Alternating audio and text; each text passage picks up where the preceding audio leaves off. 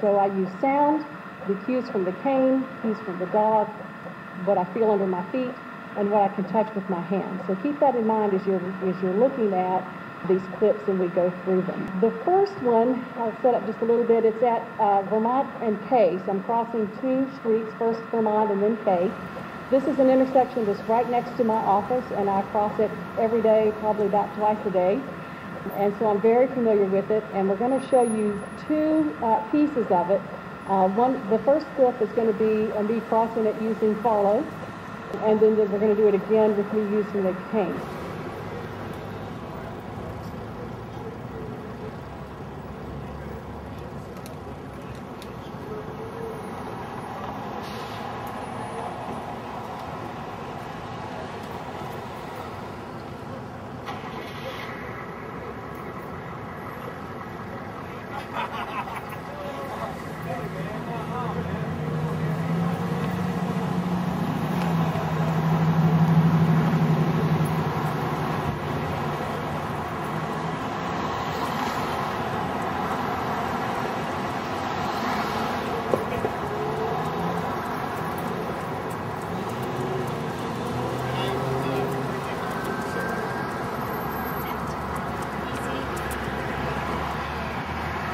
On K Street which is the second crossing, there is a 15-second turn cycle for the traffic coming towards me across K Street to turn left onto K Street.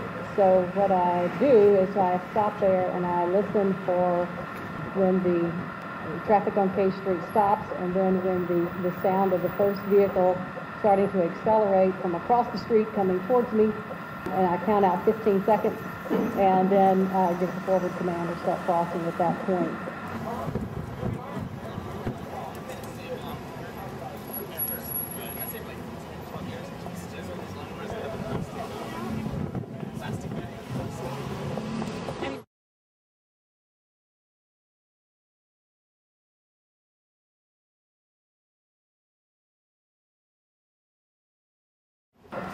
And crossing the first street, it's a little unusual, and you may have noticed that I line up differently with the cane and the dog on that one, because when I'm using the dog to cross that street, I stand pretty much in the curb cut, ready to step out and cross it, because I know she's pretty much going to follow the crosswalk or straight trajectory to the other side. So I don't give it a whole lot of consideration. When I line up with a cane, the curb cut is not exactly straight into where I need to go, so I lined up to the right by using the curb as a clear mark for what might be a straight crossing. And then even with that, I didn't cross it very straight.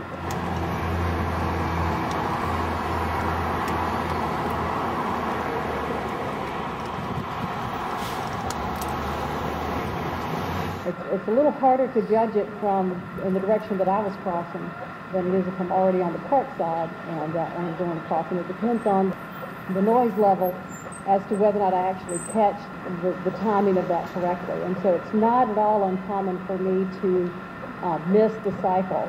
When I first started crossing at that intersection, I didn't know that there was a 15-second turn cycle. And so, I was really irked at all the cars that kept turning as I was trying to cross the street. And they blow their horn at me like I was the one doing it wrong. And of course I was the one doing it wrong. So I asked about it, and that's when someone who could see the signal stood there with me and helped me count out how long the cycle lasted. This one is a crossing that uses a pork chop as a landing point to then cross the next part of the street. And it's a crossing that I'm not familiar with. I crossed this one using my dog. Did you notice the guy standing there talking to me? Well, he was trying to tell me about, I don't really remember what he was saying, but he was definitely talking to me, and he wanted to be helpful about crossing the street, and he wouldn't stop talking. So, number one, to have that much, I wasn't paying a whole lot of attention because I was also trying to listen to the traffic, but that was enough of a distraction that I missed the initial cue when the traffic moved on. So that's kind of a situation where pedestrians are not necessarily your best friend when you're out navigating.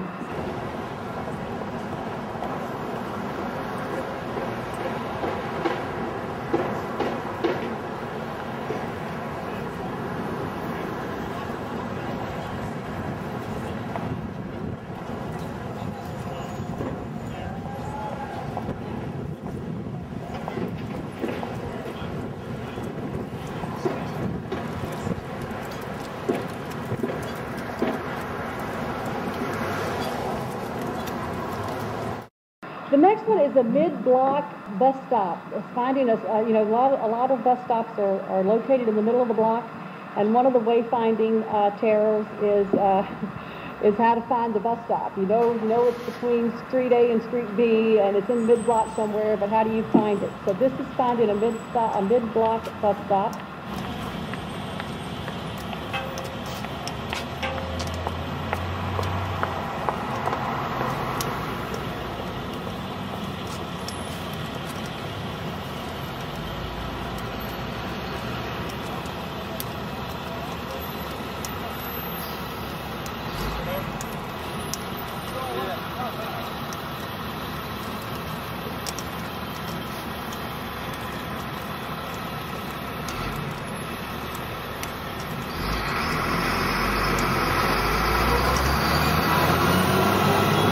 What happened is I found the start of the curb ramp that goes into the crossing K Street, and instead of walking on past that far enough to turn left and be on the actual street side sidewalk, I assumed that I was supposed to turn left there, so I did.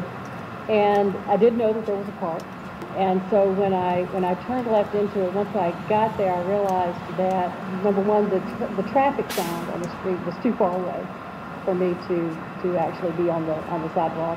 And then the bench was a really good clue that I was not on the street. And I actually thought about whether I would turn around and go back, but I did know that there was a sidewalk that went off to the right at some point that would connect me back to the outside sidewalk. So I decided just to go on there, which is what I did.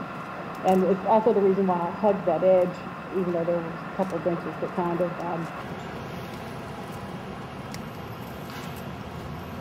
I got to that bench where there was a guy sitting there, and I asked him, am I at the bus stop? And he said, yes, you are. And I'm waiting on the bus, too. Would you like to have a seat? Had this been a real-life situation, I needed to find a bus, what would have happened is that I would have stood there. I was already aware that I was farther back from the street than I probably needed to be to find the bus stop, to be at the bus stop. And so I would have listened a bit. I would have paid attention to where other people were. I would have paid more attention again to the traffic sound on that street, and I would have particularly listened to buses pulling up and where they were actually stopping. And then I would have started moving in that direction. Probably would have missed my bus doing that. This one just shows navigating some construction where the pathway is actually pretty clear. This is a pretty well set up construction site with a clear path to navigate around it, and I'm using the dog to do it.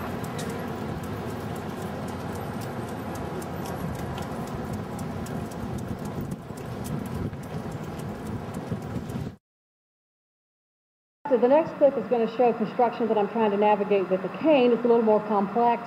Again, I did this with fairly little information about what I was actually trying to navigate, so you'll see how that works when I'm coming up with a situation that catches me off guard I'm unfamiliar with. What I discovered was that it was blocked off, and I wasn't sure why or which would be the best direction to go in. And I generally look to find a pathway, if it's possible, was obviously not the street. And there was nothing at that point to clue me in that there was actually a very nice barricade and pathway using part of the street. So I went right to see if there was any option, and there wasn't.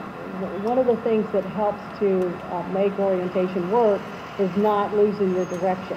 So if I start wandering too far right or left of the direction I'm actually trying to go in, then the chances of me getting lost start to really increase.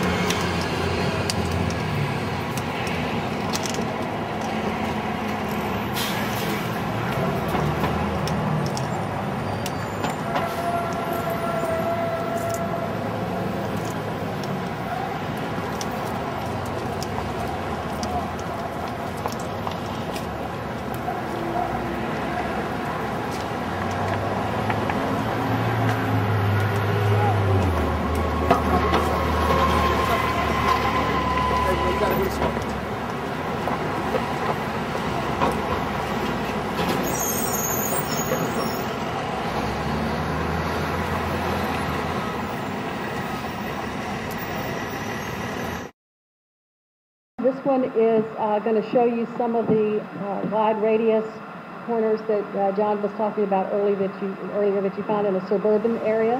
This one, though, happens to have audible signals. We wanted to show one that has an APS on it. I was unfamiliar with the crossing, and the clip that you're going to see is me crossing one of the legs of this intersection using the cane, and you'll be able to notice when you watch me doing it that I stepped off that curb without all the information that I needed to make the best crossing, despite the signal. But I did know when I had the signal.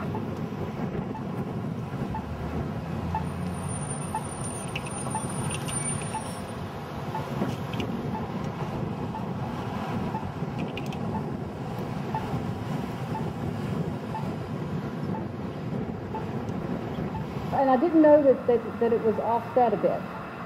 Had I stepped off that curb knowing that I needed to go right about, 20 degrees or whatever it was, then I would have started out in that direction. I started out as though I was making just a straight across crossing as best I can. And then you're right, there was not a lot of parallel traffic to help me judge. The takeaways here for you are that intersections are a real critical piece of the whole wayfinding puzzle in terms of whether or not I feel like I'm going to be able to safely navigate from point A to point B. I never go anywhere where I don't consider what it is that I have to face and be able to do when I cross. The other thing that I want you to take away is that in order for me to cross an intersection safely, I have to have a much higher level of knowledge about the design of that intersection than any sighted pedestrian who's going to cross the same street. Part of that responsibility is mine to have the most skill that I can have and to do my research to the extent that I can to get as much information in advance about what those intersections are like. And part of the responsibility is on the part of the design to build them and install them so that I have as much on-the-street information as it's possible to give me at this point to help me make the best decision about when to cross that intersection safely.